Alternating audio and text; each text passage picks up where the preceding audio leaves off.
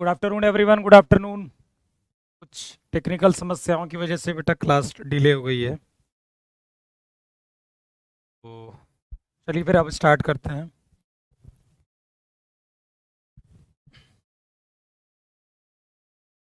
हाँ जी, कुछ टेक्निकल समस्याओं की वजह से क्लास, ठीक है, डिले हो गई है। इसमें ना मेरा रोल था डिले में, ना हमारी टीम का था। ये टेक्निकल समस्याओं का रोल था इसमें, ठीक है। चलिए फिर स्टार्ट करते हैं। कैसे आप लोग? बढ़िया, सब मस्त, बढ़िया चल रहा। हम्म। आज शाम को प्रैक्टिस क्लास होगी एक 8 बजे। शाम को 8 बजे एक प्रैक्टिस क्लास होगी, ठीक है। मैट्रिसेस की आपकी, ठीक। तो ये आइएगा, लाइव चाहे रिकॉर्डेड जैसे भी, बस देख लीजिएगा, कहने का मतलब है ये। और जिसका मर्जी ये पीडीएफ से काम चला लीजिएगा, ठीक है। हम्म। चलिए, ठीक है, सब कोई दिक्कत।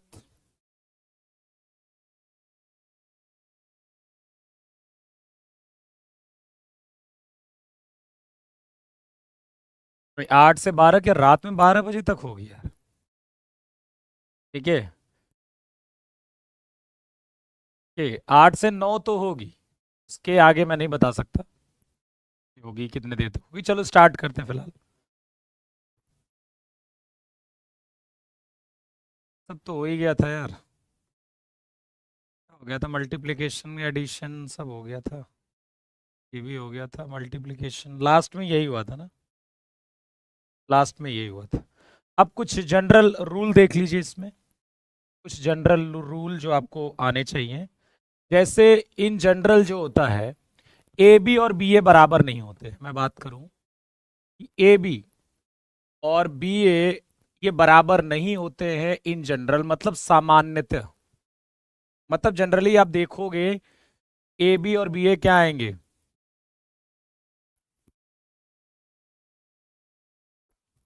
कल हुई थी बेटा, कल हुई थी वाई टीम क्लास 7 बजे। क्लासेस एक्चुअली में बहुत ज़्यादा लगातार मेरी हो जाती है। मतलब आप सोचिए आज तो 8 घंटे लगातार है, ठीक है, 8 आवर्स।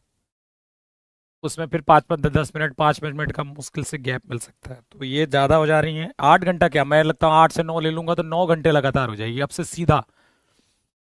तो ठीक है, A B is not equal to B A B is not equal to B A. और इन जनरल ये भी बराबर नहीं होते हैं। दूसरा, इसे बोलते हैं commutative law.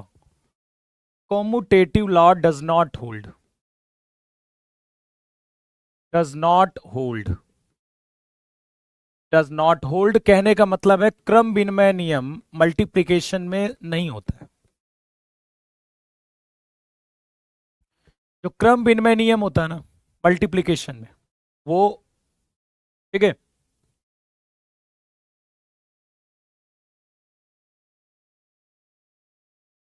Sir upper triangular में 8 2 1 8 3 1, सर अपर ट्राइंगुलर में 8 2 1 8 3 1 8 3 2 की जगह 8 2 3 8 3 2 8 3 3।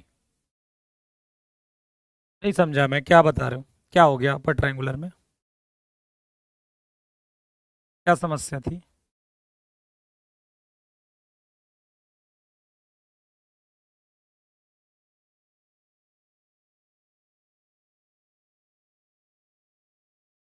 चलिए, अरे ऑफलाइन वाले बच्चों की भी तो होती है क्लास, फिर फाउंडेशन बैच की भी होती है, फिर एयरफोर्स की भी होती है। चलिए, commutative law does not hold, commutative law hold नहीं करता है, ठीक है। ठीक, A B is not equal to B A in general, commutative law does not hold. अच्छा, ए बी में यदि मैं सी का इंटू करूं, ए बी में सी का इंटू करूं, या फिर मैं ए इंटू बी सी करूं, दोनों में कोई अंतर नहीं है। ए बी इंटू सी करूं या फिर ए इंटू बी सी करूं, कोई अंतर नहीं है। ये सब ना हो सकता है आपके एग्जाम में 4 ऑप्शन दे दिया जाए इस तरह से और पूछ लिया जा सकता है कि कितने करेक्ट हैं, 1 करेक्ट है, 2 करेक्ट है, 3 करेक्ट है, चारों करेक्ट हैं, या फिर केवल ऐसा बन सकता है कि निम्न में से कौन सा सही है। तो ये जो रिजल्ट होते हैं ना मैट्रिक्स में बहुत पूछे जाते हैं। ठीक है, अब ये ध्यान रखिएगा, ए में आइडेंटिटी मैट्रिक्स का इंटू करें, चाहे आइडेंटिटी मैट्रिक्स में ए का इंटू करें, वो ए के ही बराबर आएगा। कहने का मतलब है किसी भी मैट्रिक्स में, किसी भी मैट्रिक्स में यदि हम आइडेंटिटी मैट्रिक्स का इंटू करते हैं, किसी भी मैट्रिक्स में यदि हम आइडेंटिटी मैट्रिक्स का इंटू करते हैं या फिर आइडेंटिटी मैट्रिक्स में उसका इंटू करते हैं, तो वो ए के ही बराबर होगा। सिंपल समझ में आ गया? ठीक है, ऐसा भी मतलब कह सकते हो कि बी आई हो चाहे आई बी हो, वो बी के ही बराबर होगा, कहने का ये मतलब है। चौथा फिर ये बन जाएगा कि ए और में यदि बी प्लस सी का इंटू करेंगे तो फिर वो ए बी प्लस ए सी जैसा हो जाएगा।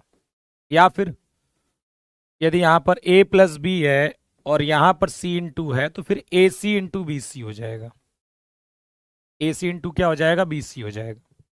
ठीक है, चलिए और रूल देख लीजिए इसमें, जैसे कि और रूल में मैं आपको बात करूं।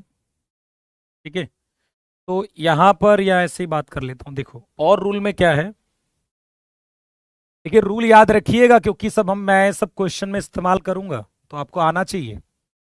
जैसे कि ए की पावर एम और ए की पावर एन, इन दोनों का यदि हम इंटू करते हैं, ठीक है, ए की पावर एम और ए की पावर एन का इंटू क्या हो जाएगा, ए की पावर एम प्लस एन। ठीक है, समझ रहे हो?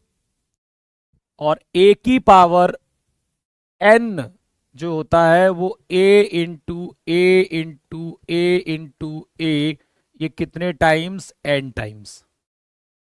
कहने का मतलब है कि मैं यदि ए क्यूब का बात करूं तो ए क्यूब मतलब ए होता है। ए की पावर 4 की बात करूं तो A into A into A into ए 4 बार होगा।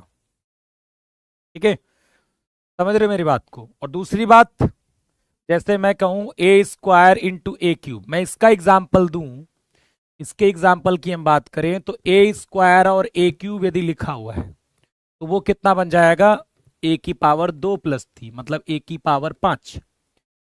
ए की पावर -1 इंटू ए लिखा हुआ है, ये ए की पावर 0 मतलब इस टाइप का बोल सकते हैं, आइडेंटिटी मैट्रिक्स बन जाएगी। क्या बन जाएगी, आइडेंटिटी मैट्रिक्स। तो सीधे आप इसे आइडेंटिटी लिख दीजिए। ठीक है, तो चाहे ए इनवर्स हो चाहे ए इनवर्स ए है, ये आपकी आइडेंटिटी मैट्रिक्स होगी। ये बड़ा इंपॉर्टेंट है, ये भी आपको इस्तेमाल होते मिलेगा। ठीक है, ठीक, तो ये चीज तो आप सब नोट ही रखिए और ध्यान से देखिए। यदि मैं बात करूं ए प्लस बी का होल स्क्वायर, तो मैंने आपसे क्या बोला कि किसी का होल स्क्वायर क्या होता है। ठीक है, किसी का होल स्क्वायर क्या होता है, तो आप कहोगे उस मैट्रिक्स का उसी मैट्रिक्स के साथ इंटू। अब इन दोनों का इंटू क्या होगा, ए का ए में इंटू ए स्क्वायर, ए का बी में ए बी, बी का ए में बी ए, और बी का बी में कितना हो जाएगा, बी स्क्वायर। तो ए प्लस बी का होल स्क्वायर क्या होता है, A square plus A B plus B A plus B square. ठीक है, ए प्लस बी का whole square is not equal to A square plus B square plus 2ab। ये चीज याद रखिएगा, ए प्लस बी का whole square is not equal to A square plus B square plus 2ab। बात समझ में आई? जल्दी बताइए, क्लियर है ये चीज? अच्छा, ए में यदि मैं नल मैट्रिक्स का इंटू कराऊं तो नल मैट्रिक्स ही आ जाएगा ना। ठीक है, बताइए बेटा। क्वेश्चन तो आप प्रैक्टिस वाले सेशन में आइएगा, 8 बजे वाले में, प्रैक्टिस वाले सेशन में आइएगा 8 बजे। ठीक है, अभी तो मैं इससे छोटे छोटे यदि क्वेश्चंस भी बताऊंगा तो एक एक क्वेश्चंस बताऊंगा। ठीक है, प्रैक्टिस सेशन में 8 बजे आइएगा रात में, मैट्रिक्स की। ए बी बराबर कहाँ ए बी बराबर बी ए होता है यार? अभी तो समझाया कि ए बी बी ए के बराबर नहीं होता है, और नहीं होता इसीलिए ये जो ए बी प्लस बी ए है वो टू ए बी नहीं बनेगा। ठीक है, चलिए बेटा मैट्रिक्स के क्वेश्चन शॉर्ट में कैसे करें सर, ये छोड़ दीजिए, आप बोर्ड एग्जाम वाला मत लाइए। बोर्ड एग्जाम में बहुत लंबे लंबे लगते हैं, वो आपसे पूछे नहीं जाएंगे, वो पूछे जाएंगे तो इक्का दुक्का क्वेश्चंस होंगे एग्जाम में। ठीक है, आप बोर्ड एग्जाम, आपके एग्जाम में कैसे क्वेश्चंस आते हैं उस पर आपको समझना है, और उसके लिए आपको कोई एक दो चीजों के शॉर्टकट्स हैं, जैसे एडजॉइंट निकालने के शॉर्टकट्स हैं। ठीक है, लेकिन अब हर एक क्वेश्चन के शॉर्टकट्स नहीं बनेंगे, तो वो मत सोचिएगा कि बहुत लंबा लंबा क्वेश्चन आएगा आपके एग्जाम में। चलो, अच्छा, एक चीज और बड़ी इंपॉर्टेंट है, यदि ए बी आपका नल मैट्रिक्स है, मतलब दो मैट्रिक्स का मैंने इनटू किया, ठीक है बेटा, वाई टी की क्लास को ऐप की क्लास से आप रिलेट मत करिए। ठीक है, वाई टी की क्लास को ऐप की क्लास से रिलेट मत करिए, वो आपके लिए है जरूर, लेकिन आप ये मत कहिए कि वाई टी पर क्लास है तो ऐप पर क्लास से है, वो अलग चीज है। ठीक है, समझ रहे हो, वो ठीक है, वो आपके लिए ही है, लेकिन ऐप की क्लास से, ऐप की क्लास यदि 8 बजे कोई और है तो बात करिए। ठीक है, चलो, ऐसा होगा कई बार कि वाई टी पर भी चलेगा ऐप पर भी चलेगा, तो होगा। देखिए, ए बी आपका क्या है, नल मैट्रिक्स है, ए बी क्या है आपका, नल मैट्रिक्स है, then it does not necessarily, बताओ कब फिर आपकी तुम्हारी प्रैक्टिस क्लास होगी? हमेशा तो यूट्यूब पर भी होती है और हमेशा तो लाइव भी होती है, तो कब होगी बताओ प्रैक्टिस क्लास? यदि मैं एक्स्ट्रा करवाऊं तो सुबह 9 बजे से तुम्हारी क्लास चलती है, तो क्या सुबह 5 बजे आ जाएगा पढ़ाने आदमी? कब पढ़ोगे बताओ? हमेशा तो क्लास ही चलती है, चाहे यूट्यूब पर चाहे उस पर। ए बी बराबर नल मैट्रिक्स है, देखिए दो मैट्रिक्स का मैंने इंटू किया, दो मैट्रिक्स का मैंने क्या किया, इंटू किया, तो क्या जरूरी है कि उन दोनों मैट्रिक्स का जो इंटू नल मैट्रिक्स आया है, तो क्या जरूरी है कि ए नल होगा या फिर बी नल होगा? क्या ये जरूरी है कि ए नल हो या बी नल हो? नहीं। क्या ये जरूरी है? जरूरी नहीं है, जरूरी नहीं है। देखिए देखिए, जैसे हम ए इंटू बी करते हैं, जैसे ये दो नंबर्स हैं, ठीक है, ये क्या है, नंबर्स हैं, दो नंबर्स हैं ए इंटू बी। ओके, तो ए इंटू बी यदि जीरो है तो पक्का आप कहोगे कि या तो ए जीरो होगा या तो बी जीरो होगा, क्योंकि ये नंबर है। ठीक है, समझ रहे हो, क्योंकि ए और बी क्या है, दो नंबर है, तो इन दोनों का प्रोडक्ट यदि जीरो आ रहा है तो पक्का है कि एक कोई जीरो होगा। लेकिन मैट्रिक्स में ऐसा नहीं है, यदि ए बी आपका नल मैट्रिक्स आया है तो कोई जरूरी नहीं है कि ए नल हो या फिर बी नल हो। ठीक है, तो यहां देखिए इस मैट्रिक्स को, ये नल मैट्रिक्स नहीं है, ये भी नल नहीं है, लेकिन इन दोनों का जो प्रोडक्ट आ रहा है वो एक नल मैट्रिक्स आ रहा है। देखो ए बराबर यदि हम ले लें 0 0 0 1 और बी बराबर ले लें 1 0 0 0, तो ए बी जो आ रहा है वो क्या आ रहा है, एक नल मैट्रिक्स आ रहा है, जबकि ए ना तो ए नल है ना तो बी नल है, इसीलिए बोला है नॉट नेसेसरली, जरूरी नहीं है कहने का मतलब। ठीक है, कहने का मतलब ये जरूरी नहीं है कि ए बी नल आया है तो ए और बी दोनों नल होंगे। ठीक है, ना तो ए नल है, ए नल नहीं है, और बी भी आपका नल नहीं है, बट जो ए बी है वो क्या है, नल है, शून्य आप भी है, वही चीज यहां पर बताना था। चलिए, समझ में आ ही गया होगा आपको। अब हम बात कर लेते हैं थोड़ा सा ट्रांसपोज के बारे में, ट्रांसपोज ऑफ मैट्रिक्स। ठीक है, ट्रांसपोज ऑफ मैट्रिक्स, ट्रांसपोज क्या होता है? जैसे ए बराबर ये मैट्रिक्स लिखिए 1 2 3 4, तो ट्रांसपोज का मतलब होता है, ठीक है, रो कॉलम को इंटरचेंज। ट्रांसपोज का मतलब होता है रोज एंड कॉलम कॉलम्स को आपस में बदल देंगे, आपस में बदल देते हैं, इंटरचेंज कर देते हैं। क्या करेंगे, रो कॉलम को क्या कर देंगे, इंटरचेंज कर देंगे। ठीक, कोटी बेटा ऑर्डर होता है दीपक सैनी जी, कोटी क्या होता है, ऑर्डर होता है।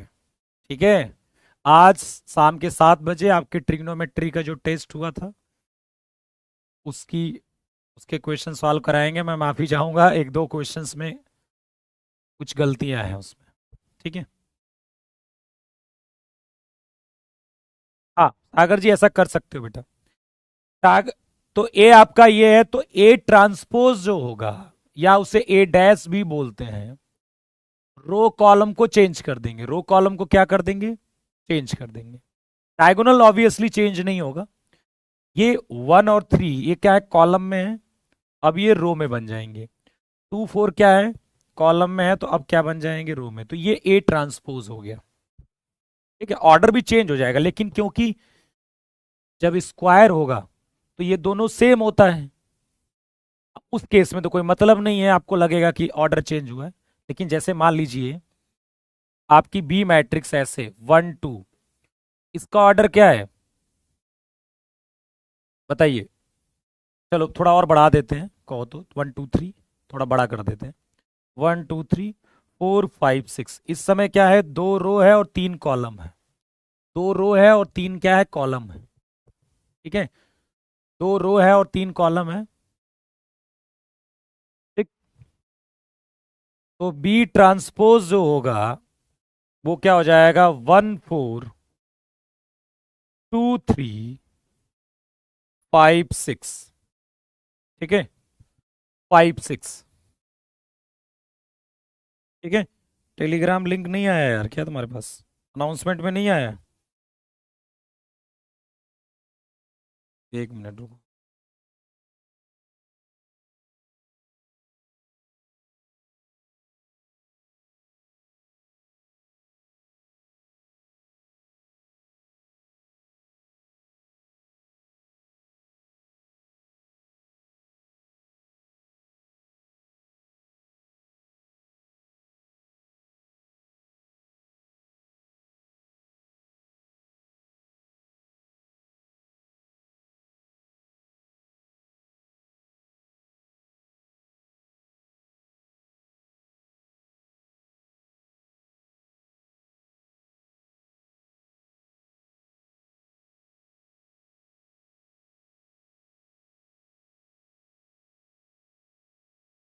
चलो, तो ये कितना हो जाएगा, ये 2 रो है और क्या है, 3 कॉलम है, यहां पर क्या हो जाएंगी, 3 रो हो जाएगा और 2 कॉलम हो जाएगा, 3 रो हो जाएगा और 2 कॉलम हो जाएगा। ठीक है, ओके। चलिए, अब प्रॉपर्टीज आप देख लीजिए ट्रांसपोज की, प्रॉपर्टीज ऑफ ट्रांसपोज। ठीक है, क्या हो गया, अच्छा 5 नहीं लिखा है मैंने यहाँ पर, अरे ये क्या कर दिया,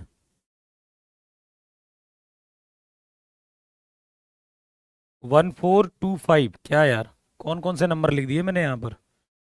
ठीक है, 1 4 2 5 और 3 6, यहाँ क्या लिख दिया था मैंने, है क्या लिख दिया था यार, बातों में उलझाया मत करो। ठीक है, बातों में उलझाया मत करो, का लिख दे रहा हूं मैं, देख रहे हो।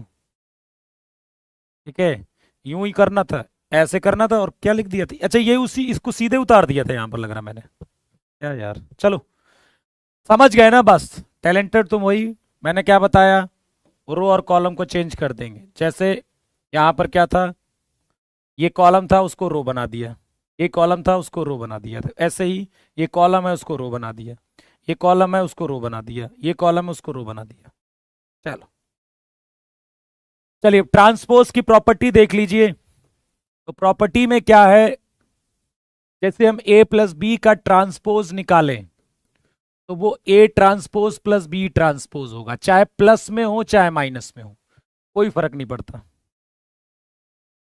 एक दूसरा, यदि हम ए बी का ट्रांसपोज निकालें तो is not equal to A transpose B transpose. A B का ट्रांसपोज किसके बराबर होता है? बी ट्रांसपोज ए ट्रांसपोज के। थर्ड, ए ट्रांसपोज मतलब एक बार मैट्रिक्स का आपने ट्रांसपोज लिया, ठीक है, उसका फिर से मैंने ट्रांसपोज ले लिया, तो इसका फिर से ट्रांसपोज लेंगे तो वो ए ही मैट्रिक्स के बराबर हो जाएगा। क्या हो जाएगा? ए मैट्रिक्स के बराबर हो जाएगा। वो क्या हो जाएगा? ए मैट्रिक्स के बराबर हो जाएगा। ठीक है। अब और इसमें देख सकते हैं, आप चाहे तो इसको जनरलाइज कर सकते हैं, जैसे ए बी सी डी ई। यदि इसका ट्रांसपोज निकालना है तो E transpose D transpose C transpose B transpose और ए ट्रांसपोज हो जाएगा। ठीक है, समझ रहे मेरी बात को? अब देखिए, यदि मान लीजिए के ए ट्रांसपोज है तो यार के का कोई रोल है क्या बेटा इसमें? के का कोई के का ट्रांसपोज का कोई मतलब नहीं, तो के तो बाहर आ जाएगा, केवल ए ट्रांसपोज बन जाएगा। ठीक है, तो ये चीजें आपको याद रखनी है। ये चीजें क्या करनी है? सब याद रखनी है। यहां पर मैंने डैश और ट्रांसपोज दोनों एक ही चीज है, ट्रांसपोज या डैश लिखिए। देखो, प्रॉपर्टीज बहुत सारी हैं, लेकिन कोई ऐसी कोई बहुत ज्यादा वो इंटीग्रेशन जैसे फॉर्मूले नहीं है कि एकदम डिफरेंट डिफरेंट है। यहां पर सब मिलते जुलते हैं और कुछ याद करना आसान है, इनको कोई बड़ी बात नहीं है। चलिए हम बात कर लेते हैं सिमेट्रिक और स्क्यू सिमेट्रिक मैट्रिक्स की। सिमेट्रिक और स्क्यू सिमेट्रिक मैट्रिक्स की। हर सेकंड में गलत क्या यार? सेकंड में गलत उच्चारण किससे? क्या हो गया? मैंने देखो क्या बोला है, जो ए बी का ट्रांसपोज होगा बेटा, वो ए ट्रांसपोज बी ट्रांसपोज के बराबर नहीं होगा। किसके बराबर होगा?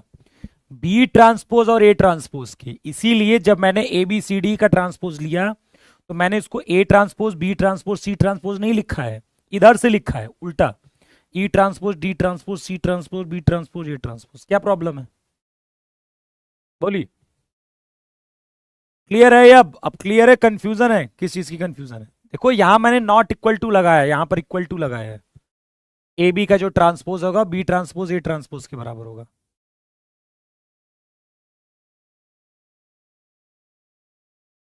क्या हो गया रुपेश जी? देखो यहां पर मैंने बोला कि ये नहीं होता है, क्योंकि जनरली हम सोचेंगे ऐसा कि ए बी का जो ट्रांसपोज होगा वो A transpose into B transpose होगा। ये जनरली हम सोचेंगे, वही मैंने बोला है कि ऐसा नहीं होता है। इसका मतलब ए बी का ट्रांसपोज क्या होता है? पहले बी ट्रांसपोज लिखा जाएगा, उसके बाद ए ट्रांसपोज लिखा जाएगा। वही चीज मैंने कहा कि बहुत ज्यादा यदि मेंबर हो जाते हैं, ठीक है, बहुत ज्यादा मेंबर चले जाते हैं, तो तब भी शुरुआत ऐसी करनी, ये पहले उसके बाद उसके बाद उसके बाद उसके बाद। ठीक है, चलिए ज्यादा दिमाग मत लगाओ, जो लिखा है वो पढ़ लो। अब हम बात कर लेते हैं सिमेट्रिक और स्क्यू सिमेट्रिक की, सममित और विषम सममित।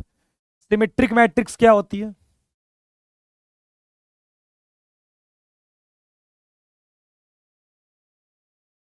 ए बराबर ए ट्रांसपोज। ए को हम क्या बोलेंगे? सिमेट्रिक। मतलब कोई मैट्रिक्स लिया आपने और उसका ट्रांसपोज लिया, कोई मैट्रिक्स लिया और उसका क्या कर दिया? ट्रांसपोज कर दिया। ठीक है, कोई मैट्रिक्स लिया और उसका क्या कर दिया? ट्रांसपोज कर दिया। और आपने देखा यार ये दोनों तो एक ही जैसे हैं। ये वही वाली बात हो गई, किसी आदमी को लिया और उसे उल्टा कर दिया, और तब भी मान लो वो वैसे ही लगने लगे, लेकिन ऐसा तो होगा नहीं मान लो रियलिटी में, लेकिन बात कह रहा हूं मैं एक। ठीक है, तो कोई मैट्रिक्स है उसका ट्रांसपोज यदि दोनों सेम नजर आ रहे हैं आपको, तो फिर आप उसको सिमेट्रिक बोलोगे। अब ऐसा तब होगा, तो कहने का मतलब है कि ए आई जे बराबर ए जे आई होगा, फॉर ऑल आई एंड जे। ये फॉर ऑल का साइन है, किसका है? फॉर ऑल, सभी के लिए, सभी के लिए। ए आई जे जो होगा वो ए जे आई के बराबर होगा। ठीक, अब इसको कंस्ट्रक्ट कैसे करेंगे, इसको बनाएंगे कैसे, वो मैं दिखाता हूं। क्योंकि ए आई जे, इसका मतलब आप ये कहना चाहते हो सर कि यदि मैट्रिक्स A11 A12 A13 और A21 A22 A23 A31 A32 A33, sir ये जो लिखा है आपने, उससे हमें ये समझ में आ रहा है कि आप ये कहना चाहते हो कि ए यदि सिमेट्रिक है, ठीक है, गिवन क्या है, आपको गिवन है कि ए क्या है, सिमेट्रिक है, ये आपको गिवन है। इसका मतलब ये हुआ कि A12 जो होगा वो A21 के बराबर होगा। ठीक है, ए आई जे ए जे आई मतलब आप कुछ भी वैल्यू डालिए। देखो आई और जे की यदि आप सेम वैल्यू डालोगे तो फिर ए आई जे और ए जे आई में तो आपको अंतर ही नजर नहीं आएगा। यदि आप आई और जे की सेम वैल्यू डालो, जैसे आप कह रहे हो दोनों जगहों पर 2 डाल दिया, तो फिर ए आई जे ए जे आई में तो वैसे ही कोई अंतर नहीं है। लेकिन यदि आपने डिफरेंट वैल्यूज डाली है, आई और जे की अलग अलग मान डाले हैं, जैसे आई को 1 डाल दिया, जे को 2 डाल दिया, तो ये A12 होगा A21, वो बराबर होना चाहिए। यदि I1 और J3 डाल दिया, A13 A31 के बराबर होना चाहिए, A23 A32 के बराबर होना चाहिए, तभी तो आप सिमेट्रिक बोलोगे। आप तो ये कंस्ट्रक्ट भी ऐसे कर सकते हो। तो मैं कंस्ट्रक्ट करके दिखाता हूं कि मैं कैसे कंस्ट्रक्ट करूं, कैसे बनाऊंगा सिमेट्रिक मैट्रिक्स कोई भी, जिसे आप बोल सकते हो सिमेट्रिक है। जैसे मैंने कोई सी मैट्रिक्स लिया और मैंने क्या किया, डायगोनल में कुछ भी डाल दिया, 1 4 7, बस यहां 6 डाला, ये कौन सा प्लेस है, 2 1 वाला प्लेस है, तो 1 2 की जगह भी 6 डालेंगे। ये कौन सा प्लेस है, 3 1 वाला प्लेस है, तो 1 3 की जगह भी 7 डालेंगे। ये कौन सा प्लेस है, 3 2 वाला, यहां यदि मैंने 8 डाला तो A23 की जगह भी 8 होगा। अब आप इस मैट्रिक्स का ट्रांसपोज लेकर देखिए, ठीक है, ठीक, उसका यदि हम आप देखिए इसका ट्रांसपोज लेकर आपको पता चलेगा कि सी और सी ट्रांसपोज क्या है, बराबर है, इसलिए सी क्या है, सिमेट्रिक है। बराबर है कि नहीं, ट्रांसपोज लेके देखिए। आर्यन जी, क्या बोलते हैं वो डायलॉग है एक, आपकी बातें सराखों पर ऐसी होती है। ठीक है, चलिए, मैंने आपकी पूरी भावनाएं, ये भैया ये कौन सी लैंग्वेज में लिख दी है, चलो, सी क्या है, सिमेट्रिक हो गई, तो कंस आप भी बना लोगे कि नहीं, खूब सारी बना लोगे, 100 200 सिमेट्रिक मैट्रिक्स बनाना है तो बना लोगे। अब समझ में आया कि यदि मैट्रिक्स सिमेट्रिक है तो फिर ये A12 A21 के बराबर हो, A13 A31 के बराबर। ठीक, अच्छा अब हम बात कर लेते हैं स्क्यू सिमेट्रिक, विषम सममिता व्यू, स्क्यू सिमेट्रिक। अब यहां पर आपको कुछ चीजें समझनी पड़ेगी। विषम सममित, स्क्यू सिमेट्रिक मैट्रिक्स क्या कहती है, ए बराबर माइनस ए ट्रांसपोज, या फिर आप ऐसे कह सकते हो ए ट्रांसपोज बराबर माइनस का ए। ओके, ए बराबर यदि माइनस ए ट्रांसपोज हो गया, फिर या फिर ए ट्रांसपोज माइनस ए के बराबर हो गया, तो आप बोलोगे कि ए क्या है, स्क्यू सिमेट्रिक है। ठीक है, विषम सममित है, और इस केस में ए आई जे जो होगा वो माइनस ए जे आई के बराबर होगा। ठीक है, फॉर ऑल आई एंड जे, ए आई जे क्या होगा, माइनस ए जे आई के बराबर होगा। अच्छा, इसका मतलब ये आप समझ गए। अब मैं कहूं कि इसकी सिमेट्रिक मैट्रिक्स यदि मुझे बनाना है तो मैं कैसे बनाऊंगा, वो ध्यान से देखिए। ठीक है, देखो बेटा, यही सब तुम पढ़ते हो यार। कोई कह रहा है सर कितने रुपए का है, कोई कह रहा है उसे 500 रुपए का, मतलब क्या है यार, क्या मिलता है सब करके तुम लोगों को यार, हैं? समझ रहे हो मेरी बात को? क्या है, तुम्हें क्या मिलता है तुम लोग ये सब करके? समय बहुत कम है जीवन में। हर जगह, हर जगह मजे लेने का प्रयास मत किया करो, ठीक है? देखिए, ये बात सत्य है कि कभी पढ़ाई को बोझ नहीं समझना चाहिए। ये बात सत्य है, क्योंकि आप बोझ समझोगे तो आप उतना अच्छा डिलीवर, उतना अच्छा नहीं कर पाओगे।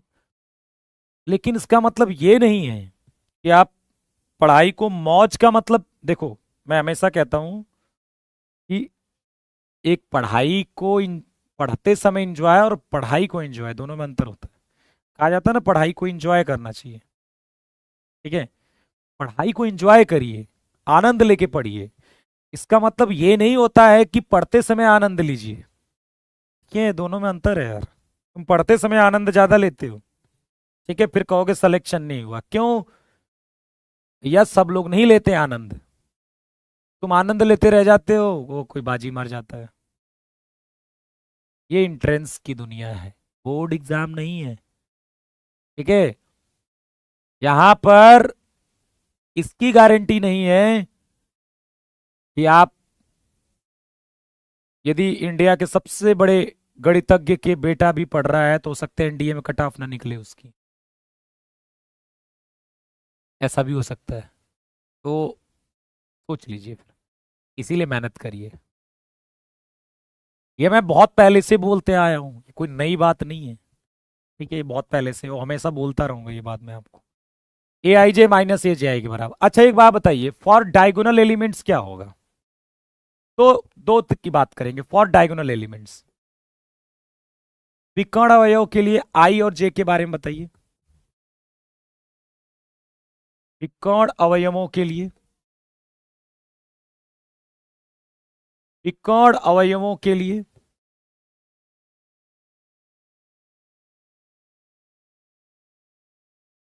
बोलो।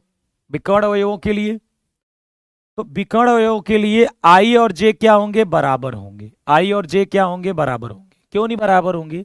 जो डायगोनल्स क्या होते हैं? A11, A22, A33, ऐसे यही तो होते हैं डायगोनल एलिमेंट्स। यही तो होते हैं विकर्ण डायगोनल एलिमेंट्स, यही होते हैं। इसका मतलब आई जे बराबर होता है, तो आई जे बराबर हो जाएगा। तो ये ए आई आई बराबर क्या हो जाएगा? माइनस ए आई आई।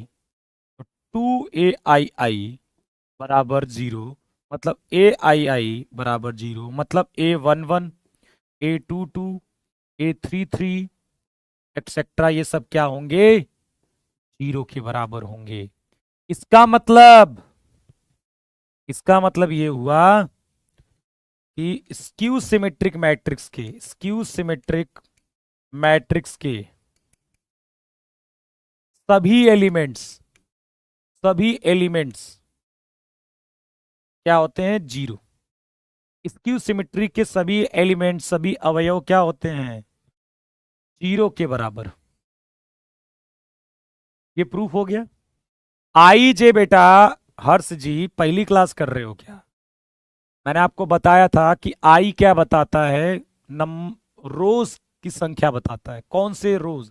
जैसे A12 का मतलब हो गया आई की वैल्यू 1 है और जे की वैल्यू 2 है। कहने का मतलब आई रोज को बताता है, रो को, और जे कॉलम को बताता है। शुरू से चल रहा है यार, पहली बार थोड़ा ना। ओके। और फिर आप for non diagonal elements, for non diagonal elements विकर्ण अवयवों को छोड़कर,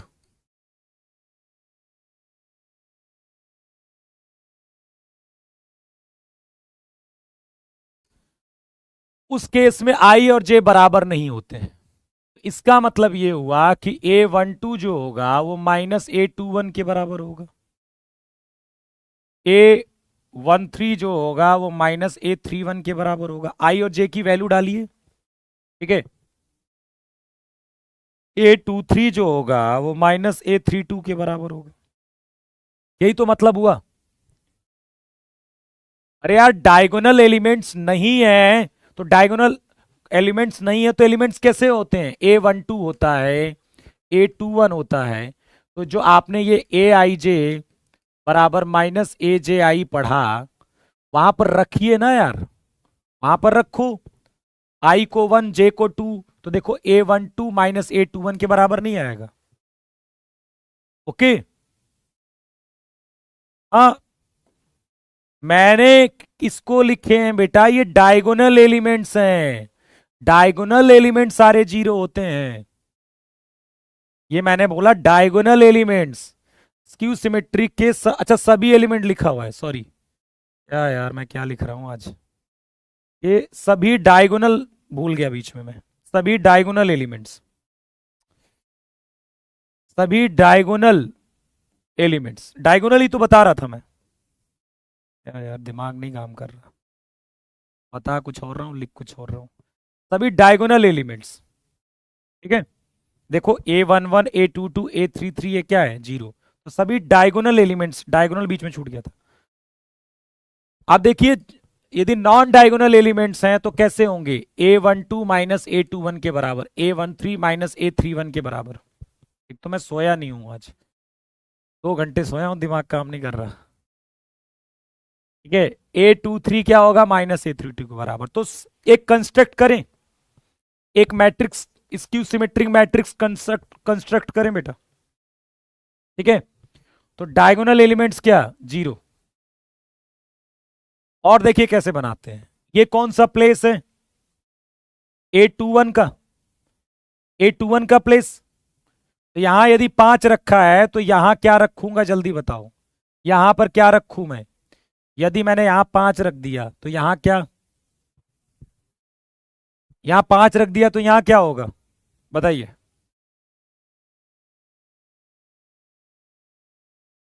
-5। देखिए कंस्ट्रक्ट करके दिखा रहा हूं मैं आपको। यदि यहां पर 7 लिया, यदि यहां पर 7 लिया है तो फिर यहां कितना होगा, क्योंकि ये प्लेस कौन सा है, A31 का, और ये प्लेस A13 का, यहां -7 होगा।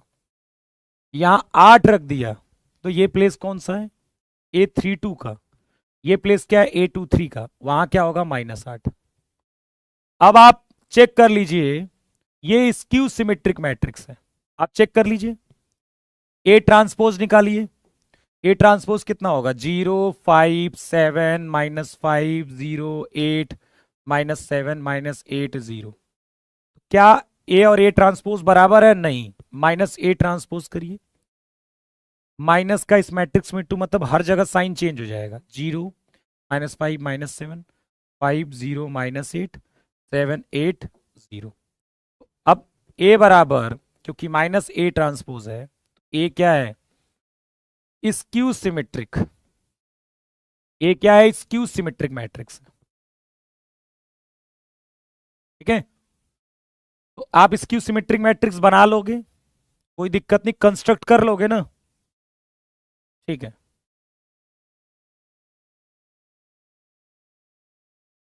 ये वही चीज यहां पर बताई गई है। In a skew symmetric matrix all the diagonal elements are zero. ठीक है, इसको आप बस वही नोट पर रख लीजिएगा कि सारे डायगोनल एलिमेंट्स क्या होते हैं, जीरो होते हैं। अब हम कई चीजों को प्रूफ करेंगे। ठीक है, देखिए एग्जाम में क्या है ना, मेरी बात सुनते चलिए और कभी कंफ्यूजन हो। ठीक है, तो आपको क्या करना है, आपको एक काम करना है, आप नोट करके रखा करिए कुछ बातें जो मैं बताता हूं आपको। क्योंकि कौन, आप देखिए दुनिया के सर हर एक क्वेश्चंस को सॉल्व नहीं कर सकते। इवन आप यदि 50 बुकें भी सॉल्व कर लोगे ना, तो भी इसकी गारंटी नहीं बनेगी कि मैथमेटिक्स में आपको डायरेक्ट क्वेश्चंस मिलेंगे। कोई गारंटी नहीं, क्योंकि ये मैथ की खासियत है, नहीं बना देंगे वो। और मैं बना दूं तो मेरे से तो ज्यादा टैलेंटेड होंगे वो बनाने वाले। मैं बना दूं, कह दूं, मैं ऐसे क्वेश्चन ला के खड़ा कर दूं कल आपके सामने 10, जो आपने कभी ना गूगल पे मिलेंगे, आपको कहीं नहीं मिलेंगे। इसका मतलब होता है ऐसा, बनते हैं क्वेश्चंस नए। तो पैटर्न आपको समझना है यार, करा क्या जाता है। ठीक है, ठीक है। अब मान लो 100 120 क्वेश्चन आते हैं तो यार 10 में नहीं समझ में आएंगे पैटर्न, 20 में नहीं समझ में आएगा, 30 40 50, अरे 60 क्वेश्चंस में तो समझ में आएगा ना कि क्या करना है, वो तो कर लेंगे, 150 नंबर आ गए ना कम से कम, सही, कोई बात नहीं। कुछ के 70 समझ में आ जाएंगे, कुछ को 80 समझ में आ जाएंगे, तो अच्छी बात है। लेकिन ऐसा नहीं होगा कि आप पढ़कर गए, लगा के गए और 120 में 10 समझ में आ रहे हैं, 20 समझ में आ रहे हैं, फिर ढंग की नहीं पढ़ाई करी। तो अब कभी भी इस बात को नोट रखिएगा, कभी भी आपसे ये पूछे कि फलाने चीज सिमेट्रिक है क्या, मतलब समथिंग इज सिमेट्रिक और स्क्यू सिमेट्रिक, सिमेट्रिक और स्क्यू सिमेट्रिक, कभी भी आपसे पूछे ये समथिंग चीज सिमेट्रिक है या स्क्यू सिमेट्रिक है, तो आपको करना है ट्रांसपोज निकालना है, क्योंकि आप जानते हो ए का ट्रांसपोज ए के बराबर हुआ तो सिमेट्रिक, ए का ट्रांसपोज माइनस ए के बराबर हुआ तो स्क्यू सिमेट्रिक। इसीलिए आपको यदि ए को यह बताना है कि वो सिमेट्रिक है कि नहीं है, तो आप ए का ट्रांसपोज लोगे। और इसी तरह किसी भी मैट्रिक्स को यदि यह बताना है कि यार वो सिमेट्रिक है कि नहीं है, तो उसके लिए उस मैट्रिक्स का ट्रांसपोज लोगे। तो चलिए, हमें यह प्रूफ करना है कि एक आपको दिया गया है एक स्क्वायर मैट्रिक्स, एक क्या दिया गया है, वर्ग आव्यूह, एक क्या दिया गया है, एक स्क्वायर मैट्रिक्स, एक वर्ग आव्यूह दिया गया है, ठीक है, क्या दिया गया है, एक वर्ग आव्यूह दिया गया है। तो ए प्लस ए ट्रांसपोज आपको चेक करना है कि कौन सी ये मैट्रिक्स है, ए प्लस ए ट्रांसपोज। तो मैंने आपको चेक करना है, क्या करना है, अरे क्या करना है, चेक सिमेट्रिक और नॉट, सिमेट्रिक है कि नहीं है, ये आपको चेक करना है। तो आप क्या करेंगे, यदि ये चेक करना है कि सिमेट्रिक है कि नहीं है, ठीक है, तो ए प्लस ए ट्रांसपोज का हम क्या लेंगे, ट्रांसपोज,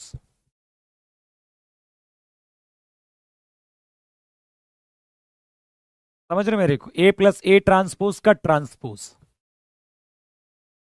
ठीक। मैंने यही तो बताया आपको कि किसी मैट्रिक्स के बारे में ये पता करना है कि सिमेट्रिक है, स्क्यू सिमेट्रिक है, तो उसका आप ट्रांसपोज लोगे। अब आपके पास फॉर्मूला, ए प्लस बी का ट्रांसपोज क्या होता है, ए प्लस बी का transpose, A transpose plus B transpose, A का ट्रांसपोज होगा प्लस ए का ट्रांसपोज का ट्रांसपोज, यही होगा ना, इसका ट्रांसपोज और इसका ट्रांसपोज, ए ट्रांसपोज और ए ट्रांसपोज का ट्रांसपोज क्या हो जाएगा, ए के बराबर, ये बन गया ना। इस मैट्रिक्स का मैंने ट्रांसपोज लिया, वो क्या बन गया, इस मैट्रिक्स के बराबर हो गया, इस मैट्रिक्स का ट्रांसपोज इसी मैट्रिक्स के बराबर हो गया, इसीलिए आप क्या बोलोगे, ए प्लस ए ट्रांसपोज सिमेट्रिक है, सममित है, क्या है, सिमेट्रिक है, सिमेट्रिक है। और फिर आपसे ये पूछ लिया गया, अब जरूरी नहीं है कि एग्जाम में ए प्लस ए ट्रांसपोज ही आएगा, कुछ भी आ सकता है, ध्यान रखिएगा इस बात। ए माइनस ए ट्रांसपोज, यदि मुझे ये पता करना है ए माइनस ए ट्रांसपोज ये क्या है, सिमेट्रिक और नॉट, तो मैं क्या करूंगा, मैं इसका ट्रांसपोज लूंगा, मैं क्या करूंगा, ट्रांसपोज लूंगा, ए माइनस ए ट्रांसपोज का ट्रांसपोज, देखो ए का ट्रांसपोज बनेगा माइनस ए ट्रांसपोज का ट्रांसपोज बनेगा, ए ट्रांसपोज और ए ट्रांसपोज का ट्रांसपोज क्या हो जाएगा, ए के बराबर। तो देखो ये सिमेट्रिक तो नहीं है, ये क्या है, स्क्यू सिमेट्रिक है, देखो यहां माइनस कॉमन ले लें तो ए माइनस ए ट्रांसपोज है, तो ये क्या है, ए माइनस ए ट्रांसपोज जो है वो स्क्यू सिमेट्रिक है, क्योंकि इस मैट्रिक्स का ट्रांसपोज माइनस ऑफ इस मैट्रिक्स के बराबर आया है, इस मैट्रिक्स का ट्रांसपोज माइनस के, तो ये चीज आपको ध्यान रखना है। अब मैं आपको ऐसे बनाता रहता हूं, जैसे मैं कह दूं ए सिमेट्रिक है, ए एंड बी ये क्या है, सिमेट्रिक है, सममित है, ए और बी क्या है, मतलब क्वेश्चंस बनाए जा सकते हैं, ए और बी क्या है, सिमेट्रिक है, और मैं चेक कर दूं, check A B is symmetric और नॉट, आपको ए बी को चेक करना है, ठीक है, किसको चेक करना है, ए बी को। तो देखो, क्योंकि ए बी को चेक करना है सिमेट्रिक, तो मैं ए बी का ट्रांसपोज लूंगा बस। सीधा सीधा हमने एक चीज समझ के रखी है कि भैया जिसके बारे में भी पूछेगा सिमेट्रिक इसकी सिमेट्रिक, मैं ट्रांसपोज ले लूंगा। अब फॉर्मूले के अनुसार ये बी ट्रांसपोज ए ट्रांसपोज होता है। ठीक है, फॉर्मूले के अनुसार आपको गिवन क्या है, ए ट्रांसपोज ए के बराबर और बी ट्रांसपोज क्या है, बी के बराबर। तो ये बी ट्रांसपोज क्या हो जाएगा, बी के बराबर, ए ट्रांसपोज क्या हो जाएगा, ए के बराबर। तो फिर ये क्या हुआ, तो ए बी सिमेट्रिक मैट्रिक्स नहीं है, सिमेट्रिक नहीं है, सिमेट्रिक नहीं है, क्योंकि ए बी का ट्रांसपोज ए बी के बराबर नहीं आया। अब बी ए को ए बी नहीं लिख सकते हो, आपको पता है, तो फिर ये मत कहना कि ए बी का ट्रांसपोज ए बी के बराबर आ गया, क्योंकि बी ए और ए बी बराबर नहीं होते हैं।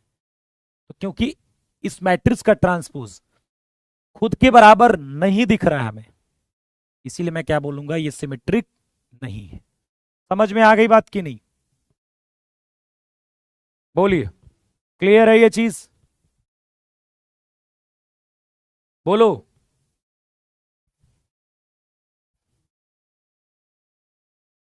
बोलिए भाई, अरे यार कहाँ चले गए।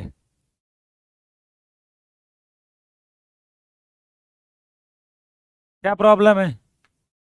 हाँ, ए बी बी ए बराबर हो जाएंगे तब हो जाएगा, लेकिन फिलहाल नहीं है, क्योंकि बी ए बी के बराबर नहीं होता। तो इसका मतलब देखो, जो शकल दिख रही थी वही शकल यहां दिखनी चाहिए आपको। आपने ट्रांसपोज लिया, लेकिन ट्रांसपोज लेने के बाद सेम शकल नजर आनी चाहिए जो अंदर थी। और हम मजबूर हैं, बी ए को ए बी हम नहीं बोल सकते, नहीं बोल सकते। तो फिर एक इस टॉपिक पर भी क्वेश्चंस बनते हैं, क्या है मैं बता देता हूं। एवरी स्क्वायर मैट्रिक्स, आपने एक थ्योरम पढ़ी थी 12th में, इसके प्रूफ भी किया करते थे, यहां हमें प्रूफ से मतलब नहीं है।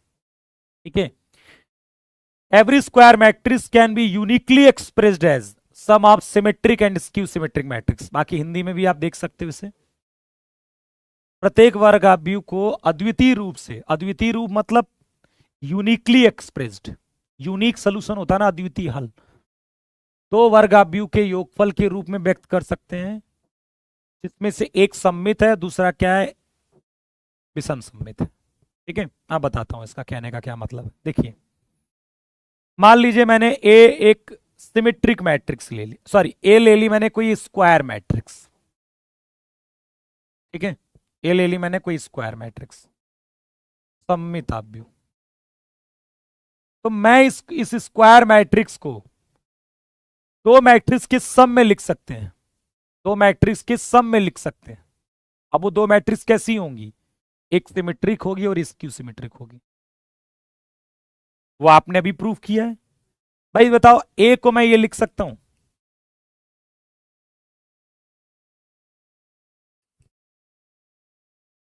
ये लिख सकता हूं कि नहीं, मैथमेटिकली देखकर बताइए पहले आप, ये लिख सकता हूं कि नहीं किसी भी मैट्रिक्स को। बेटा थ्योरेटिकल जितने क्वेश्चंस बनते थे वो तो मैंने करवाए ही हैं, टेंशन मत लो। ठीक है, थ्योरेटिकली क्वेश्चंस भी तो बनते हैं। आप बहुत सारे क्वेश्चंस कर लिए, आप जाके देखो पी वाई क्यू, आपको ऐसा लगेगा आपने बहुत सारे क्वेश्चंस कर लिए हैं। चलिए, आप देखिए मैथमेटिकली आपको ये ए ही नजर आएगा। यार कुछ देर पहले अभी इसको मैंने क्या प्रूफ किया है, सिमेट्रिक। यार 1/2 हो जाएगा तो क्या बिगड़ जाएगा यार, कुछ बिगड़ जाएगा क्या। इसको कुछ देर पहले क्या प्रूफ किया है, स्क्यू सिमेट्रिक। बस कि आप देखिए इस ए मैट्रिक्स को बी प्लस सी के फॉर्मेट में आप लिख सकते हो, और बी क्या होता है, सिमेट्रिक पार्ट होता है, सिमेट्रिक पार्ट, सममित भाग। बी क्या होता है, सममित भाग। और बी की वैल्यू क्या आएगी, 1/2 ए प्लस ए ट्रांसपोज। और सी क्या होगा, skew symmetric part, skew symmetric part, विषम सममित भाग। और सी की वैल्यू क्या होगी, 1/2 ए माइनस ए ट्रांसपोज। इस पर क्वेश्चंस आते हैं आपके एग्जाम में। ठीक है यार, तुम लोगों को मैं बता चुका होता हूं लेकिन पूरा लेक्चर अटेंड नहीं करते हो, इससे कितने क्वेश्चंस आएंगे? ये दिक्कत है, सबसे बड़ी समस्या तुम्हारी ये है कि तुम पार्ट टाइम बिजनेस करते हो, ठीक है, पूरी क्लास नहीं करते। ठीक है, मैं बता चुका होता हूँ कभी ना कभी। ठीक है, 6 7 8 10 12 कुछ भी हो सकते हैं, 10 12 भी आ सकते हैं, 7 8 भी आ सकते हैं, 6 7 तो आते ही आते हैं। सबसे ज्यादा आता है ये, ऐसे चैप्टर सबसे भर भर के आता है ये। एक चीज याद रखिएगा, ये 5 चैप्टर पढ़ के 8 चैप्टर पढ़ के ना ये पेपर ना निकलता है, क्योंकि आजकल क्या हो रहा है एग्जाम्स में, चैप्टरों को मिक्स कर दे रहे हैं वो। जो पहले जो जो हमेशा जेई करते आया है वही काम अब एनडीए में भी हो रहा है, चैप्टरों को मिक्स कर दे रहे हैं। बचोगे कैसे? उन्होंने क्या किया, पिछली बार ही कोनिक सेक्शन और डिफरेंशियल इक्वेशन को मिला लिया। अब तुम ये सोचकर गए होगे कि चलो मैं डिफरेंशियल इक्वेशन से चलो कोनिक सेक्शन में छोड़ देता हूं और डिफरेंशियल इक्वेशन से 5 क्वेश्चंस आएंगे और वो मेरे क्लियर है। तो हुआ क्या, डिफरेंशियल इक्वेशंस को मिला दिया। ठीक, ओके, समझ रहे हो? डिफरेंशियल इक्वेशन को क्या कर दिया, डिफरेंशियल इक्वेशन को मिला दिया। किससे? कोनिक सेक्शन को मिला दिया। ठीक, तो ये बात है, ये तो पहली बात तो कई बार क्या होता है, बहुत ज्यादा क्वेश्चंस दे देते हैं किसी चैप्टर से, पता नहीं चलता, उठाते हैं और भर देते हैं पूरे पेपर में। पहली बात तो आप प्रेडिक्ट नहीं कर सकते, ठीक है, कोई प्रेडिक्ट नहीं कर सकता। ठीक है, देखो हर चीज की प्रेडिक्शन की एक लिमिट है, उससे ज्यादा आप नहीं प्रेडिक्ट कर सकते किसी एग्जाम के बारे में। एक लीक थोड़ा ना कर दोगे पेपर, तो आप प्रिडिक्ट कर सकते हो कि चलो ये चीज आ रही है वो आ रही है, पर इसका मतलब ये नहीं है कि आप वो क्वेश्चन भी जान जाओगे। ठीक है, मैथमेटिक्स में तो ऐसा नहीं होने वाला, क्योंकि यहां तो क्वेश्चंस नए बन सकते हैं हमेशा। चलिए, तो किसी भी स्क्वायर मैट्रिक्स को ऐसे लिख सकते हैं। अब आपके एग्जाम में क्वेश्चंस कैसे बनेंगे, वो किसी भी मैट्रिक्स को दे देते हैं। मैं 2 × 2 दे देता हूं समझने के लिए, छोटा सा मैट्रिक्स दे देता हूं, 1 2 3 4 is equal to B plus C. ठीक है, और फाइंड सिमेट्रिक पार्ट बी, सममित भाग बी, और skew symmetric part, skew symmetric, दूसरा स्क्यू सिमेट्रिक पार्ट सी। दोनों बताना है, सिमेट्रिक पार्ट भी बताना है और स्क्यू सिमेट्रिक पार्ट भी बताना आपको। ठीक है, सिमेट्रिक पार्ट और स्क्यू सिमेट्रिक पार्ट। तो देखो सिमेट्रिक पार्ट कैसे मिलेगा, 1/2 ए प्लस ए ट्रांसपोज करके। ए कितना है, 1 2 3 4, इसका ट्रांसपोज क्या होगा,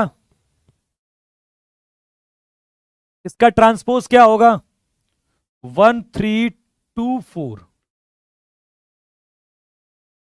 1 3 2 4। ठीक है, मैंने क्या किया, देखो ए है और ये क्या है, ए ट्रांसपोज हो गया, तो कितना हो जाएगा बताओ ये, 1/2 ए के कितना 2, 2 3 कितना 5, 3 2 कितना 5, 4 4 कितना 8, ये आएगा। अब आपको क्या करना है, ये 1/2 का इंटू करना है, उसमें क्या करना है, 1/2 का इंटू करना है, कितना हो जाएगा, 1 5/2 5/2 4।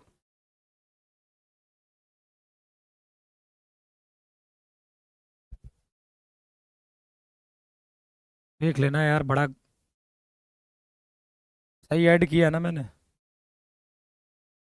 1324 क्यों आ रहा है? अच्छा, मतलब वो बता रहे हो, ये ठीक है ना, देख लो एक बार, ए प्लस ए ट्रांसपोज। क्लियर है ना भाई? मैंने 2 × 2 में करा दिया और प्रैक्टिस सेशन में 3 × 3 का करा देंगे। ठीक है, अभी फिलहाल मेरा उद्देश्य आपको समझाना था, यही काम आप 3 × 3 में भी करते। और सी के लिए क्या करना है, 1/2 ए माइनस ए ट्रांसपोज करना। तो आप कर लो यार, बस समझ गए, बस इतना बहुत इंपॉर्टेंट है। माइनस करना तो आप जानते हो, माइनस प्लस करना कोई बड़ी बात नहीं है, ठीक है। एडिशन मैट्रिक्स का मल्टीप्लीकेशन तो मैंने बताया ही है। हमेशा याद रखिएगा कि डिटर्मिनेंट हमेशा स्क्वायर मैट्रिक्स का निकलता है, डिटर्मिनेंट हमेशा स्क्वायर मैट्रिक्स का निकलता है, ठीक। डिटर्मिनेंट हमेशा स्क्वायर मैट्रिक्स मतलब वर्ग आव्यूह का होता है।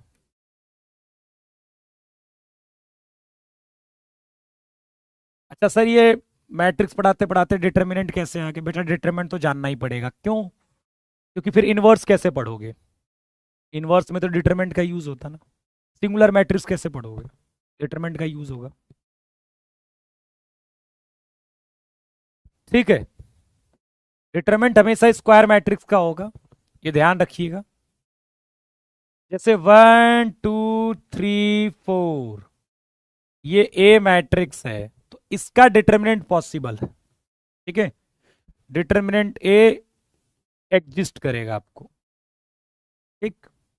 और बी मैट्रिक्स मान लो मैंने ऐसे ले ली 1 2 3 4 5 6, तो यहां डिटरमिनेंट बी जो होगा वो डज नॉट एग्जिस्ट होगा, डिटरमिनेंट एग्जिस्ट नहीं करेगा। समझ रहे हो मेरी बात को?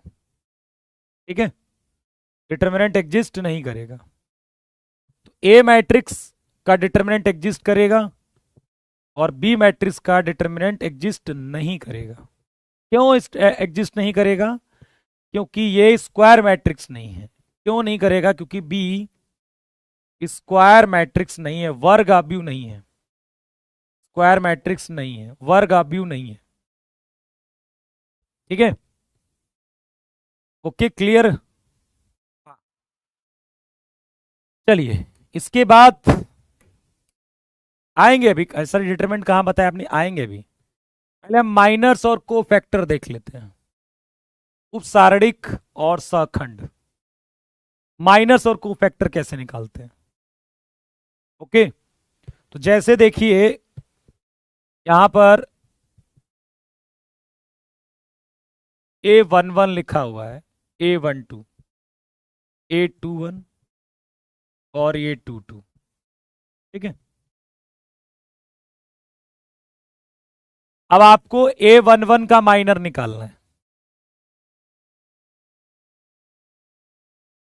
A11 का माइनर, A11 का माइनर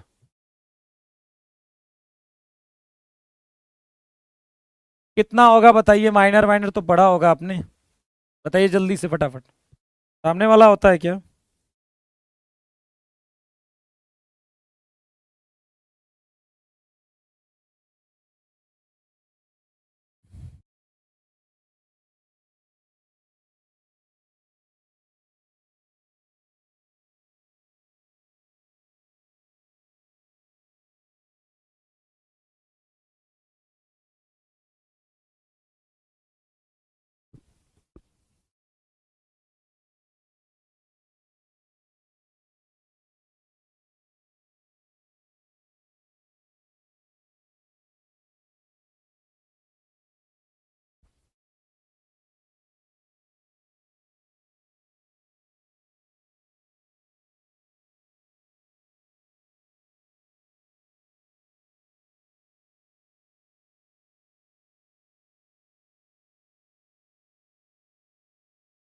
कितना हो जाएगा ये सामने वाला?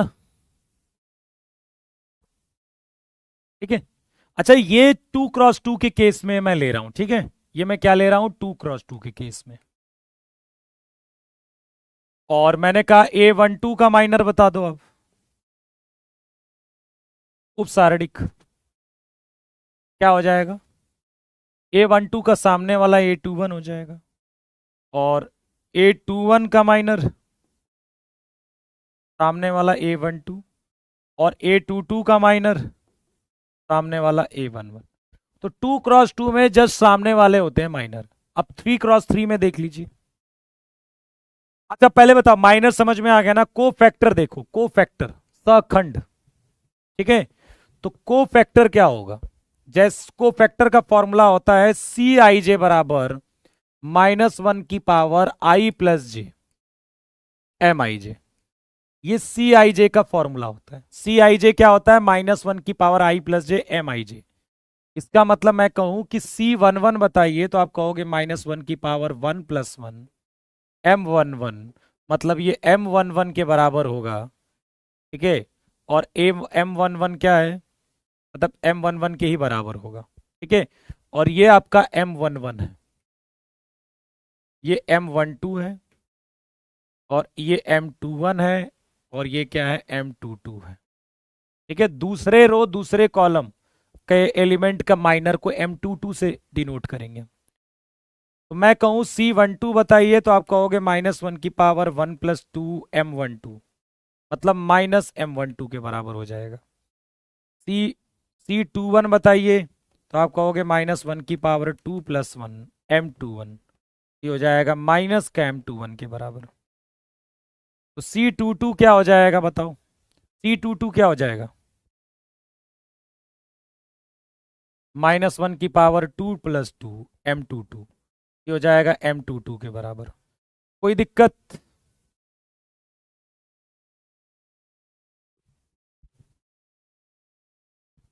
बताइए।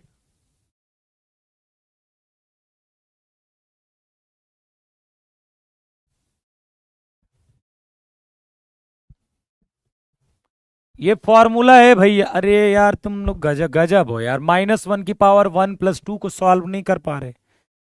हे भगवान, हे राम, आ जाओ मैं इन लोगों को लेके। वज्र गधा है सब। मतलब -1 की पावर 2 + 1 भी मुझे बताना पड़ेगा आपको?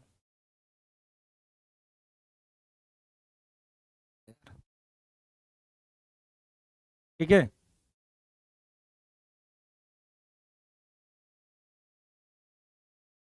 फॉर्मूला अप्लाई करना है यार, बस सिंपल है यार, फॉर्मूला अप्लाई करना है। यदि आपको C11 चाहिए, मतलब इस एलिमेंट का को फैक्टर चाहिए, इसका को फैक्टर, जैसे कि M11 A11 का माइनर था, वैसे ही C11 क्या होगा? इसका को फैक्टर, इसका को फैक्टर।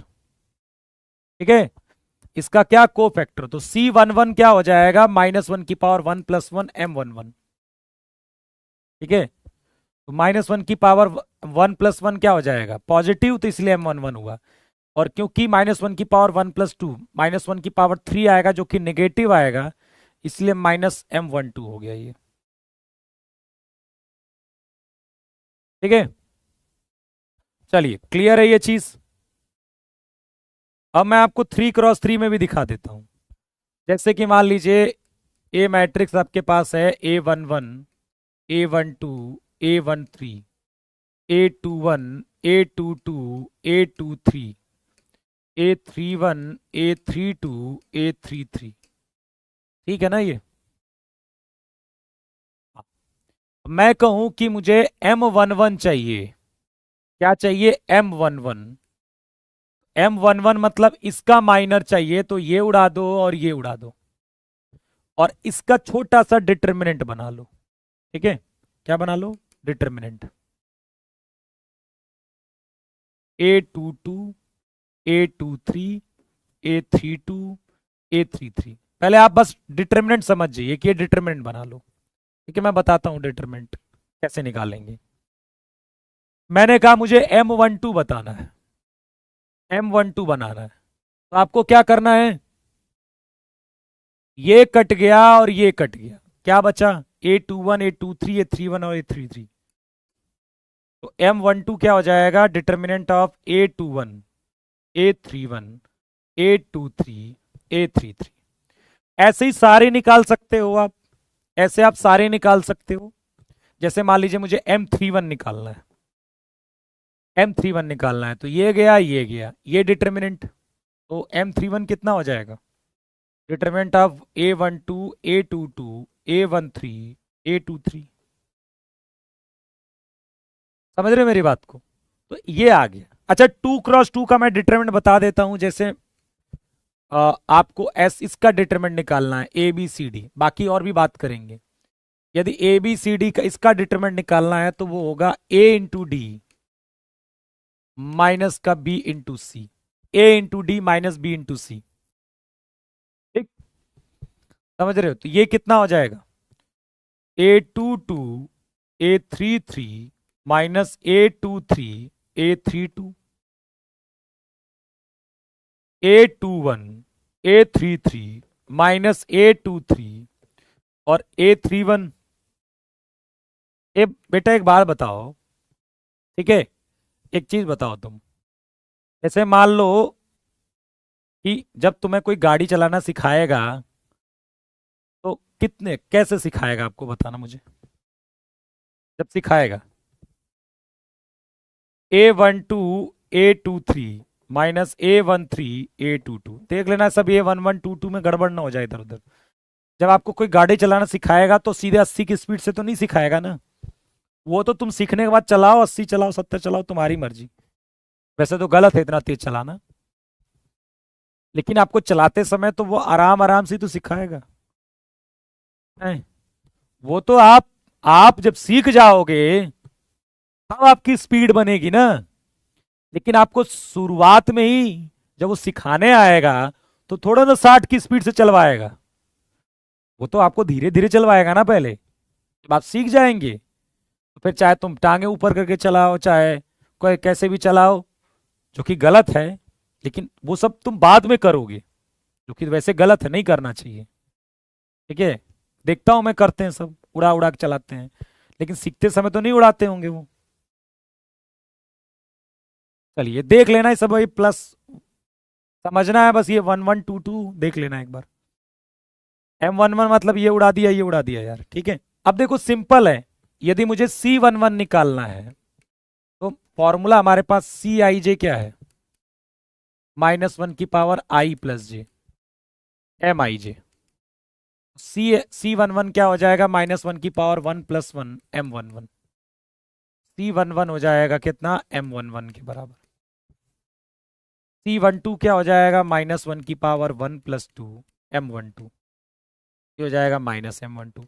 तो जब ये माइनर निकल जाएगा तो कोफैक्टर कोई बड़ी बात नहीं है, माइनर निकल जाएगा तो कोफैक्टर या तो प्लस है या तो माइनस है, या तो प्लस है या तो माइनस है, या तो प्लस है या तो माइनस है। ठीक है, जो प्लस है या तो माइनस है, यही तो है। C11 क्या है, या तो M11 के बराबर होगा, मतलब या तो डायरेक्ट माइनर के बराबर होगा, या फिर माइनस में माइनस करके, माइनर में माइनस करके बराबर होगा। मुझे इस बात का डर है कि क्या मैंने वो सारे टॉपिक पढ़ाए हैं जो मैं प्रैक्टिस सेशन में, जो उन्होंने पीपीटी मैंने बनवाई है। प्रश्न ये है, नहीं होगा तो वहां भी थोड़ा सा पढ़ा देंगे, कोई दिक्कत नहीं इसके आगे।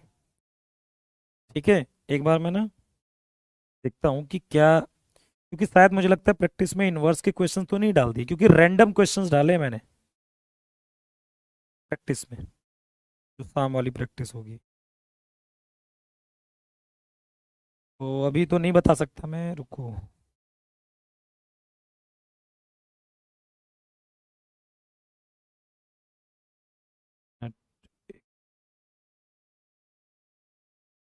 जो क्वेश्चंस हैं यार इनवर्स पर, पहला क्वेश्चन ही इनवर्स पर है यार, तो इनवर्स वाला तो फिर बता देंगे, इनवर्स उसी क्लास में इनवर्स एडजॉइंट बताएंगे।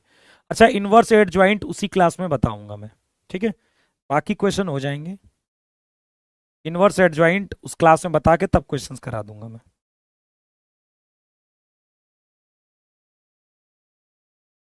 ठीक है, बस इनवर्स एडजॉइंट पर ही है क्वेश्चन, ज्यादा नहीं है। तो ये बात समझ में आ गई। एक और चीज आपको जो याद रखनी है, वो डिटर्मिनेंट कैसे निकालते हैं।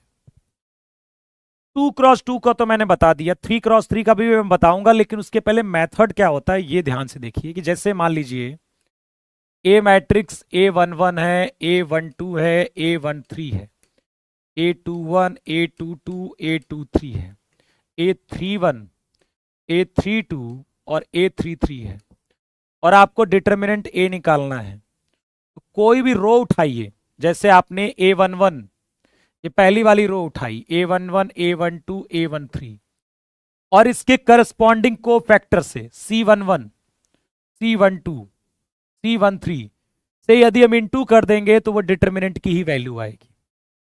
मतलब को ये वाली रो उठाई मैंने और उसका करस्पॉन्डिंग को फैक्टर ले लिया, तो जो वैल्यू आएगी वो डिटरमिनेंट की आएगी। या फिर मैंने ये वाला कॉलम ले लिया A11, A21, A31 और इसी का करस्पॉन्डिंग को फैक्टर ले लिया मैंने, तो ये भी क्या आ जाएगा, डिटरमिनेंट का ही मान आएगा।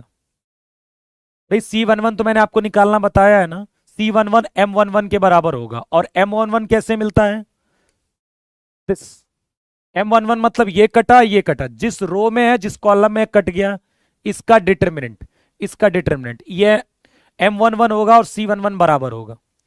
ठीक है, तो इस मैट्रिक्स में इसका इंटू कर देंगे, तो यही चीज है। अब चाहे आप ये वाला रो ले लीजिए, दूसरी रो ले लीजिए A21, A22, A23 और इसके करस्पॉन्डिंग को फैक्टर ले लीजिए, तो ये वैल्यू भी डिटरमिनेंट के ही बराबर होगी, ये वैल्यू भी डिटरमिनेंट के ही बराबर होगी।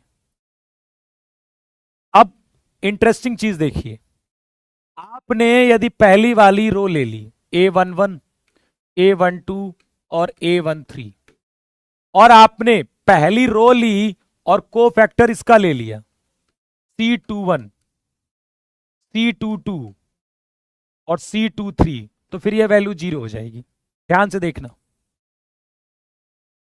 यदि आपने रो ये उठाई और को फैक्टर इसके मल्टीप्लाई करा दिए, देखो C21 इसका कोफैक्टर, C22 इसका कोफैक्टर, C23 इसका कोफैक्टर, यदि मल्टीप्लाई कर दिए तो फिर ये वैल्यू क्या हो जाएगी, ये डिटरमिनेंट नहीं होगा, ये 0 आएगा। और जो रो ली चाहे जो कॉलम लिया और उसी का कोफैक्टर लेकर मल्टीप्लाई कराया है, तो फिर वो डिटरमिनेंट के बराबर होगा। लेकिन मान लो रो ये ले ली और कोफैक्टर सामने वाली रो की ले लिए या फिर इस वाली रो की ले लिए, तो फिर वो वैल्यू 0 हो जाएगी। बात समझ में आई कि नहीं? ठीक है, बात समझ में आ गई। चलिए, तो 8 बजे वाली क्लास में पहले मैं आपको एडजॉइंट और इनवर्स पढ़ाऊंगा, उसके बाद उस पर हम प्रैक्टिस करेंगे। ठीक है, क्योंकि एक ये बात समझ, इसमें कोई दिक्कत है, ये समझ में आया कि नहीं कि मैंने क्या बताया है? याद रखने की जिम्मेदारी आपकी है।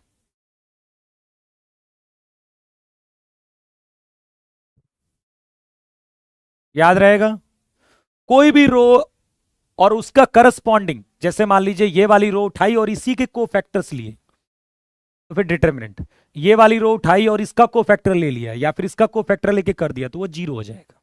या फिर ये कॉलम लिया और इसी के कोफैक्टर्स लिए, तो भी डिटरमिनेंट की ही वैल्यू आएगी। लेकिन ये कॉलम ले लिया और कोफैक्टर इस कॉलम के ले लिए, तो फिर से उनका वैल्यू 0 आ जाएगी। ठीक है, बोलिए। नहीं बेटा, टाइम, सर आपको नहीं लग रहा क्लास ज्यादा हो रहा है? कहाँ ज्यादा हो रही मेरी क्लास? एक बात बताओ, फिर वही वाली बात हो गई कि चाहिए क्या, रसगुल्ला, मटर पनीर, सलाद, चटनी, दाल, चावल, 4 किस्म की सब्जी, मस्त भोजन चाहिए, खीर, सेवई, दही, रायता, खाने में सब चाहिए। और बनाने वाला जब टाइम ज्यादा ले रहा है, फिर बहुत टाइम ले रहे हो यार, तो टाइम नहीं दोगे उसको तो बढ़िया कैसे बना के देगा तुम्हें वो? हैं, कैसे बढ़िया बना के देगा? तुम चाहते हो कि जल्दी सिलेबस भी खत्म हो जाए, प्रैक्टिस भी करने को मिले खूब, और पढ़ोगे भी नहीं ज्यादा। आप मैनेज करिए ना, कि आप देखिए कि किस सब्जेक्ट को हम लाइव करना है, किसको रिकॉर्डेड। कोई जरूरी है कि आप सारी चीजों को रिकॉर्डेड ही करूं, सॉरी लाइव ही करूं? आप रिकॉर्डेड देख सकते हो बहुत सारे सब्जेक्ट को, जिससे समय बचा सकते हो। आपको दिमाग लगाना पड़ेगा। ठीक है, सिंपल दाल चावल चाहिए तो कोई दिक्कत नहीं, तुम्हारे सामने बैठ के बातें भी करेगा और खाना भी बन जाएगा तुम्हारा। चलो, तो मिलते हैं फिर। देखते हैं सब ठीक है ना, कोई दिक्कत नहीं है। चलिए फिर आज की क्लास में इतना ही। धन्यवाद।